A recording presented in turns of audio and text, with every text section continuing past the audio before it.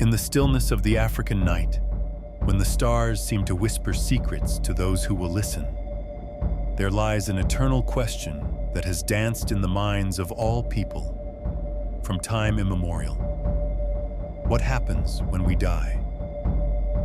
This question, in its many forms, echoes through the corridors of the human heart, seeking understanding, meaning, and reassurance.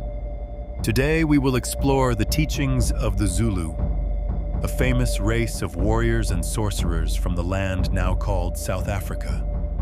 How did this brave and proud race view death, and what was their thoughts on what lay on the other side? Let's begin, soul traveler. But before we speak of death, let us first speak of life. For in the Zulu worldview, the two are inseparable.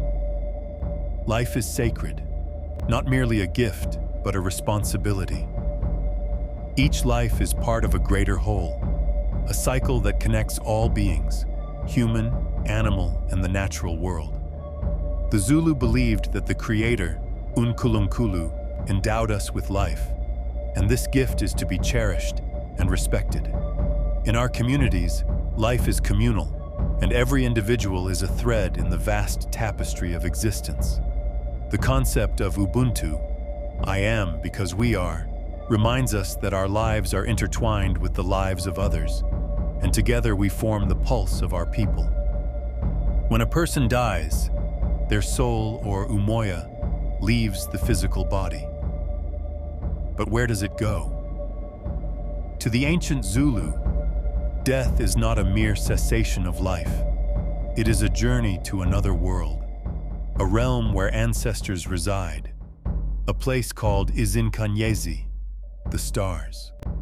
The souls of the departed travel to this world of the ancestors, where they join those who have come before them, our forebears who guide, protect, and influence our lives from beyond the grave. The soul's journey is not immediate or without its trials. The Zulu believed that the spirit of the deceased must pass through a spiritual realm known as Wabafansi, the land of the spirits, where they are met by guardians who judge their deeds in life.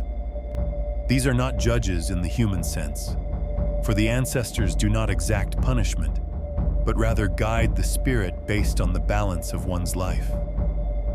Was the person just and true? Did they live in harmony with the community and nature? The answers to these questions determine the soul's journey into the realm of the ancestors. If one lived a life of integrity, humility, and respect for the earth and its creatures, their spirit would be welcomed with joy, joining the ancestors in the sacred place of Izinkanyezi, where they would continue to watch over and guide their descendants. But if their deeds were selfish or harmful, the spirit might struggle on its journey. In such cases, it is said that the spirit might become restless, wandering in the realm between life and death, unable to find peace. Take a moment and ponder. How would your deeds in life be judged? Would you be accepted into Izinkanyezi, or cast into a realm of restless wandering?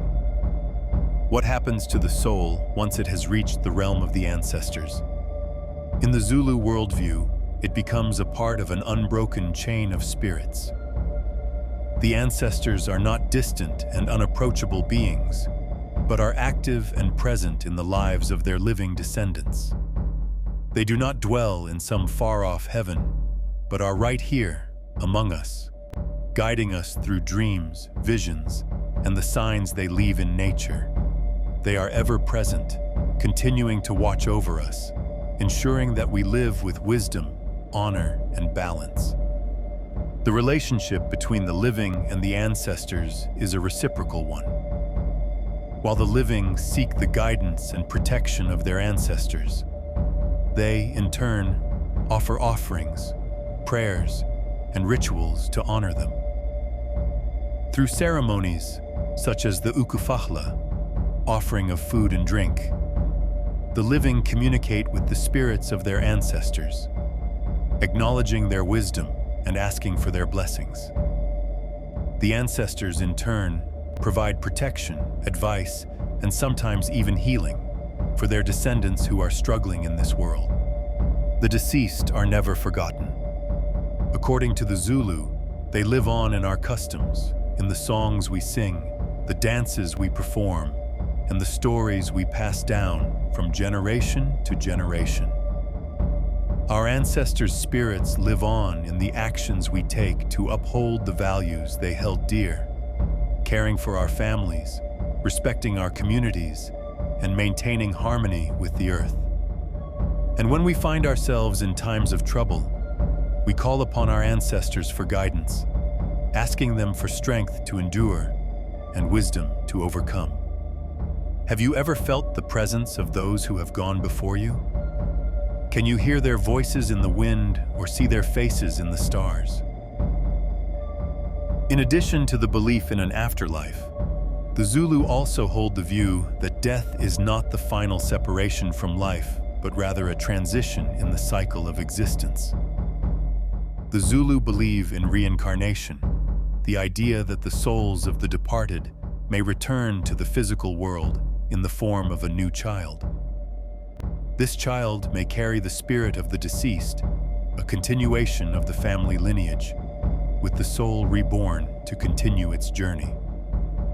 It is not uncommon for a child to be named after an ancestor, symbolizing the return of that ancestor's spirit. When a child is born, the elders may look for signs or dreams to confirm if the child is the reincarnation of a particular relative. These signs might include the child's behavior, the circumstances surrounding their birth, or even the dreams of the family members.